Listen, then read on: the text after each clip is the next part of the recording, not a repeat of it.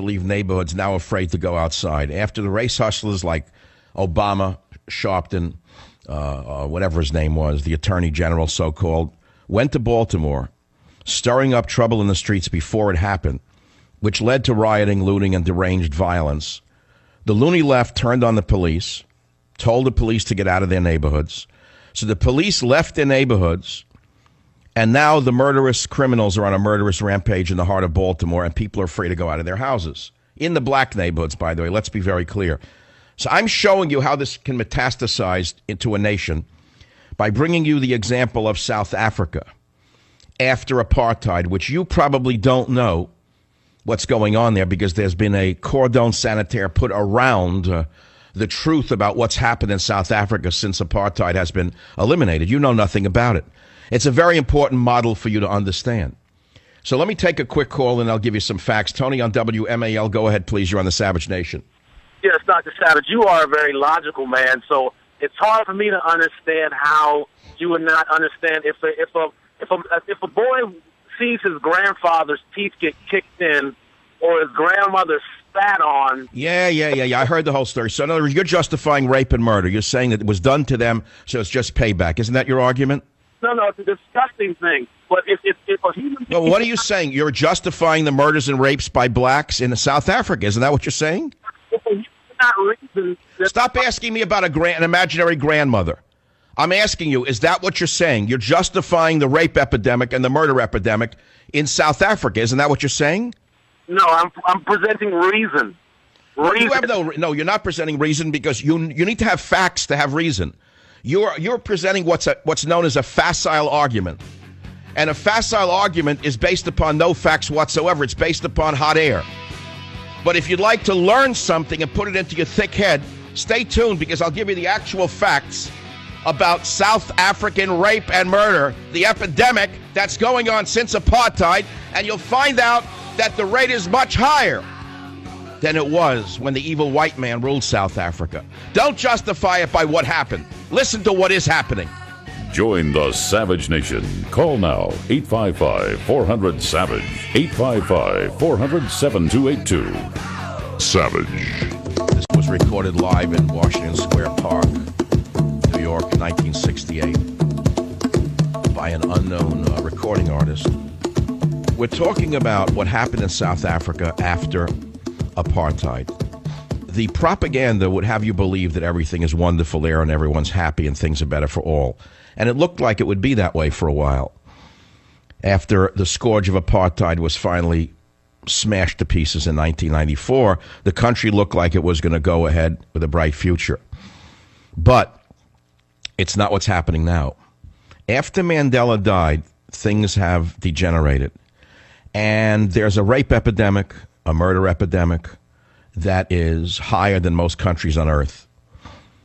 By the way, when apartheid ended, the life expect. Let's put aside race for a minute, because many of you are sitting there saying, oh, it's because they were oppressed. They're just getting even. That's what the last caller said. When I said to him, that's a facile argument based upon hot air, not based upon facts. And I want to stiffen my argument with some actual facts so the man can think the next time he wants to justify murder and rape. So let's give you some facts. Let's put aside rape and murder. How about life expectancy? Okay? When the evil white man ruled Africa, South Africa, the life expectancy was about 64 years of age, the same as in Turkey and Russia. Now that there's been local rule, it's about age 56, the same as Somalia. Now there are about 132.4 rapes per 100,000 people per year, the highest in the world. You're going to blame that on the white man? 132.4 rapes per 100,000 people per year. What does that really mean? Botswana has the second highest rate with 93.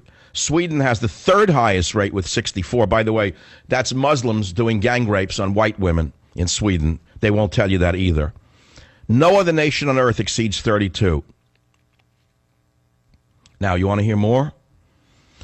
I'm reading from a great article, National Review Online, by Josh Galertner. It's an incredible article. I linked it on Michael Savage. For those of you who are interested in the facts, you can read it. So, a 2013 piece on WorldNet Daily quotes a woman named Mercer.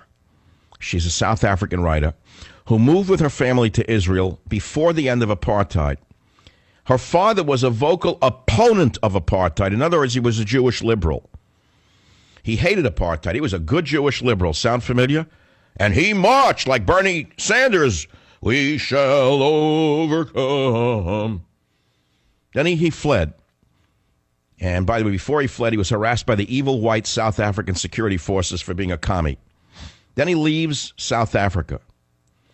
And so what is the Mercer family saying now? She's saying that with all her anti-apartheid background, and she was opposed to it, more people are murdered in 1 week under African rule than died under detention of the Afrikaner government over the course of 4 decades. Let me repeat that for those of you out there who think that there is justification for murder and rape by the blacks of South Africa. And this was stated by a woman whose family fought for the overthrow of the white Afrikaner. And then she fled to Israel, of course, as typical liberals will do. The ones, for example, who fled New York after wrecking New York and fleeing to Vermont, and then bringing their poison to Vermont and putting that poison mouth in Bernie Sanders. Very classic liberalism. They argue for everything that is good, that is bad, and they make everything that is bad good. They ruin things around them, then they run out of the cities and they ruin the surrounding nations, surrounding countryside, the surrounding counties. More people are murdered in 1 week under African rule than died under detention of the Afrikaner government over the course of roughly 4 decades, 40 years.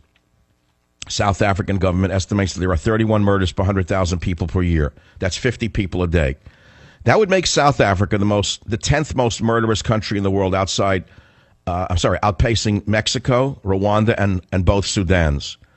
And that's using South Africa's official estimates. But the outside estimate is about 100% higher, right? So what you're getting right now is the fact that South Africa's government, which has been led by Nelson Mandela's ANC since the end of apartheid, is major league incompetent and corrupt. Sounds like Detroit, doesn't it? That's because there is one-party rule of the type you have in California. And one-party rule does not promote integrity. One-party rule in New York State, has that promoted integrity? Run by the Communist, Socialist, Democrat, Islamist bloc under Andrew Cuomo's father? I don't even know his name. Mario Cuomo, I think. No, Mario's dead. God rest his soul. I can't keep up with the Perry Como clan. Unemployment in South Africa, 25%. Blame it on the white man. But the head of South Africa, President Jacob Zuma of the ANC, recently spent $24 million of public money to add a pool and amphitheater to his private home. Sounds like Obama, doesn't it? With him and the missus taking all of those expensive trips. You see, nothing is new under the sun. Not long after this story broke about this expense, Zuma was elected to a second 5-year term. Why? Crime and corruption is out of control. People don't care. Doesn't it sound like New York City? Doesn't it sound like California? Right. You see, Nelson Mandela was able to hold the Rainbow Nation together, but he's gone. And now, according to the human rights organization Genocide Watch, South Africa is at a pre-genocide stage 6 of 8. They're getting ready to slaughter the white people, according to Genocide Watch. South Africa is skidding towards anarchy, and they're looking to blame somebody. And in 2010, a prominent member of the ANC, the African National Congress, named Julius Malema, revived an old anti-apartheid song whose lyrics we have call for genocide. Shoot the boer, shoot the shoot. Shoot the boer, shoot, shoot. Boer means farmer in Afrikaans. Colloquially, it means South African. This racemonger, Malema, was ejected from the ANC and convicted of hate speech. But he's since formed a new opposition party, the Economic Freedom Fighters, which is the third largest party in the parliament in South Africa. 7 months after Malema's conviction, President Zuma, the president of South Africa, sang the genocide song himself, leading a crowd in a musical chant, "We are going to shoot them with machine guns. They are going to run. The cabinet will shoot them with the machine gun. Shoot the boer. We're going to hit them. They're going to run." Watch the video on michaelsavage.com. It's in the left panel. 1, 2, 3, 5 down. South African blacks sing about killing whites. We have pledged ourselves to kill them. But what about the police? The police have been ordered to stop reporting murders by race because too many whites are being killed. The police have also disarmed and disbanded groups of farmer Minutemen, organized to provide mutual security. Sound familiar? Their weapons were taken away. So if you think that your little AR-15 or your little pop gun that you have in your house is going to protect you from this evil government, I think you better start dreaming again. Many of you, I see the blogs. Oh, yeah, let them come near me. I'll blow them off my porch. I see all of the rhetoric. Let them come near me. I'm ready for them. We're loaded with Smith & Wesson. Everyone's a tough guy with their guns, their little teeny pop shooters. What are you going to do when Obama orders your gun seized? Well, I'm not going to do it, Mike. I'm going to fight. Look, I'm fighting right now. Yeah, you're not going to do anything. So what has happened now that the police have disarmed and disbanded groups of white farmer Minutemen organized to provide mutual security against the murderers and rapists? According to Genocide Watch, their families have been subjected to murder, rape, mutilation, and torture. Did you hear that? Murder, rape, mutilation, and torture. I don't know if you understand any of this. Now, let's look at the history of South Africa. Because the ANC government, which is black, refers to whites as settlers. What you don't know is that white South Africans have been native for more than 350 years. Whites were farming South Africa before Newton discovered gravity. But here's something else all of you geniuses may not yet know. The dominant Bantu peoples of today's South Africa displaced the Khoisan peoples who lived in South Africa before them. The archaeological record is unclear, but it seems that the first Bantu appeared in what is now South Africa about 400 years before the first European. That's a long time, but not time immemorial. Did you hear what I just said? So, right now, we shouldn't worry much about the whites of South Africa.